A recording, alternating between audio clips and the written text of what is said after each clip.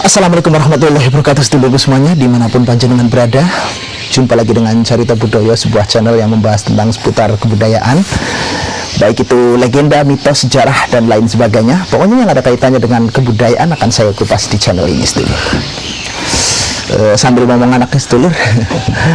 Baiklah, di video kali ini saya akan membahas tentang makna filosofi daripada ingkung dan tumpeng, yang saya yakin sedulur semuanya pasti sudah tahu apa itu ingkung, apa itu tumpeng, dan sering kali melihat di acara-acara ritual keagamaan biasanya seperti selamatan, tahlilan, dan lain sebagainya, serta biasanya ada juga di ritual-ritual yang berbau adat dan kebudayaan, contohnya di acara ruatan.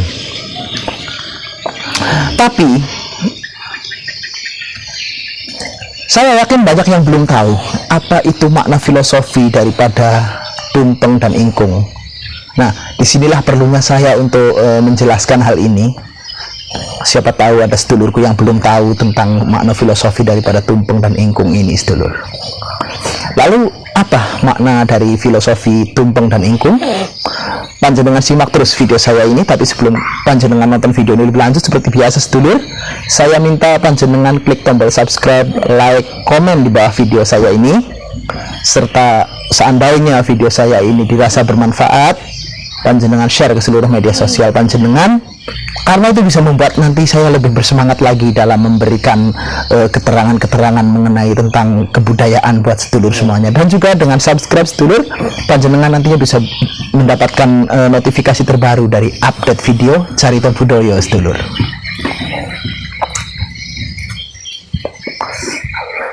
Baiklah, yang pertama yang akan saya jelaskan dulu adalah makna daripada ingkung, dulur ya. Ingkung itu artinya adalah ingsun manekung. Ingsun itu adalah saya, aku, dan manekung itu berdoa. Jadi ingkung itu sebagai simbol doa dari seseorang kepada Tuhannya. Ingsun manekung.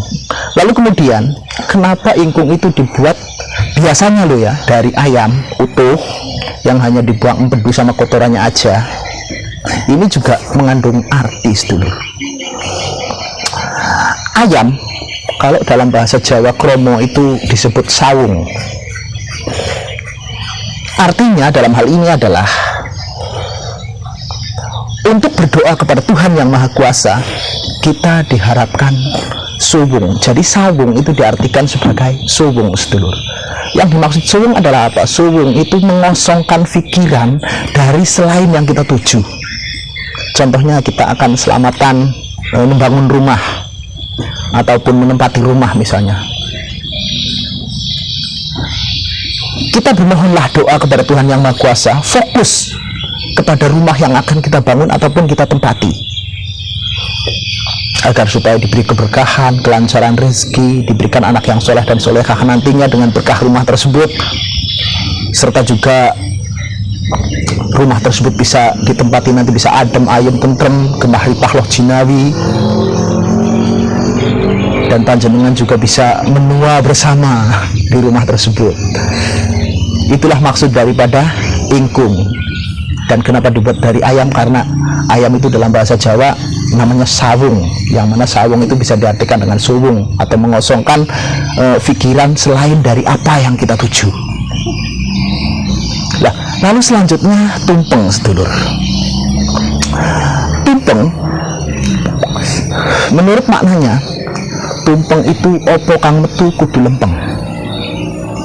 Bisa juga diartikan opo kang metu kudu lempeng. Jadi opo kang metu kudu lempeng artinya apa yang keluar dari dalam diri kita itu harus berada di jalan yang lurus, lempeng. Ataupun apapun yang keluar dari dalam diri kita itu harus kita usahakan secara benar-benar atau lempeng. Jadi apa yang keluar dari dalam diri kita itu harus lempeng dan mempeng. Itu artinya tumpeng. Jadi sama seperti ingkung tadi, sedulur. Misal panjenengan berdoa, ya luruslah dengan apa yang panjenengan harapkan dari doa panjenengan tersebut. Misalnya panjenengan ingin keselamatan, berdoalah Dan pikirkan di dalam pikiran tentang keselamatan. Jangan ada pikiran-pikiran lain. Terkadang kita berdoa minta keselamatan, tapi di dalam pikiran kita itu banyak yang kita pikirkan. Hutang yang belum lunas, rezeki yang seret, istri yang rewel minta duit melulu, dan sebagainya. Jadi berdoa itu juga harus luruskan niat dahulu panjenengan sedulur nggih. Itu yang dimaksud dengan tumpeng. Apa sing metu saka awake dhewe iku kudu lempeng. Metu saka awake dhewe kudu lempeng itu juga bukan hanya dari niat sedulur, termasuk dari apa yang keluar dari dalam mulut kita, dari hidung kita, dari mata kita, dari kuping kita. Setiap kita mengeluarkan kata-kata, usahakan kata-kata yang lurus atau yang menunjukkan ke jalan yang lurus, yang lempeng. Apa yang kita lihat juga diharapkan agar melihat hal-hal yang baik, yang lurus, yang lempeng. Begitu juga pendengaran juga begitu sedulur. Itu ya artinya tumpeng. Jadi apa sing metu saka awake dhewe iku kudu lempeng, atau apa yang keluar dari dalam diri kita itu harus lurus, atau apa sing metu saka awake dhewe kudu lempeng, atau apa yang kita usahakan itu harus kita usahakan secara benar-benar, secara serius. Terus kenapa lagi sih tumpeng itu kok bentuknya kerucut gitu kan? Seperti gunung besar di bawah terus akhirnya ngerucut sampai jadi di atas itu cuma satu butir nasi aja. Nah itu juga ada makna filosofinya sedulur. Makna filosofi dari tumpeng kenapa dia berbentuk seperti gunung, maknanya ketika kita masih di bawah itu kan lebar luas sedulur ya, besar. Ketika kita masih berada di bawah dalam hal apapun, baik dalam hal spiritual maupun dalam hal kehidupan kita sehari-hari, ketika kita masih berada di bawah pasti banyak ego, banyak nafsu yang mengikuti hati kita sedulur. Contohnya lah, ketika kita masih berada di bawah, kita belum begitu paham tentang ilmu agama misalnya ini, kita sholat, yang kita harapkan apa? Surga. Terus apa lagi? Kita takut agar tidak dimasukkan ke dalam neraka. Nah, semakin ke atas lagi, semakin spiritual kita itu terasah sedikit demi sedikit, nantinya kita akan merasakan hal lain sedulur. Tidak lagi tentang saya melakukan ibadah, saya harus dikasih sesuai dengan amal ibadah saya. Dan lama-lama nyampe ke atas, itu kebijaksanaan kita semakin terbangun sedulur.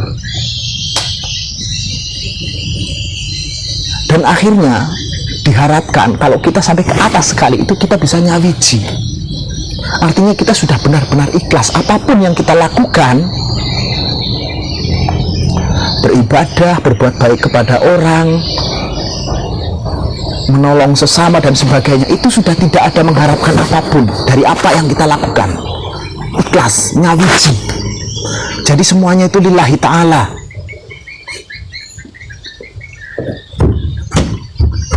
Kalau kita sudah mencapai tataran ikhlas, itu berarti kita sudah memang berada di atas beneran sedulur, di atas puncak pencapaian spiritual.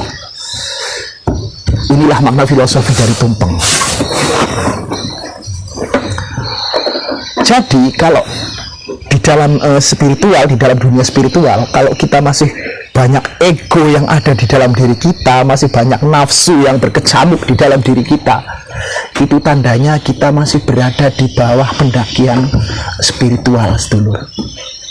Kita belum ada di tengahnya sama sekali. Terus asah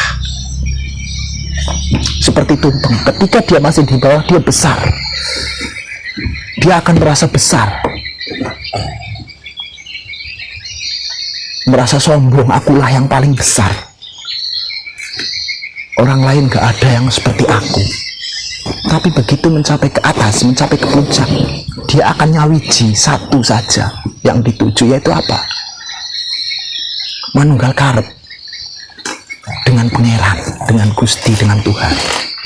Nah, pesan yang terkandung di dalam tumpeng ini adalah Kebijaksanaan hanya bisa diraih oleh orang yang sudah mencapai tataran tertinggi dari pencapaian spiritual yang dia lakukan, sedulur. Mungkin untuk keterangan tentang ingkung dan tumpeng cuma itu saja. Semoga panjenengan dapat mengerti dan dapat dipahami. Kalaupun memang ada pengetahuan lain tentang arti dan makna filosofi daripada ingkung dan tumpeng yang mungkin lain dari yang saya utarakan pada video saya ini, silahkan panjenengan utarakan di komen, ataupun panjenengan share ke seluruh pemirsa yang lain juga boleh, sedulur. Karena perbedaan itu memang biasa di dalam kehidupan, dan perbedaan itulah yang membuat hidup ini terasa indah, sedulur. Baiklah, terakhir saya doakan buat sedulurku semuanya, semoga sedulurku semuanya diberikan rezeki yang barokah, melimpah ruah, anak yang soleh dan solehah, serta berguna bagi agama, nusa dan bangsa. Amin amin amin ya rabbal alamin. Wabillahi taufiq wal hidayah. Wassalamualaikum warahmatullahi wabarakatuh.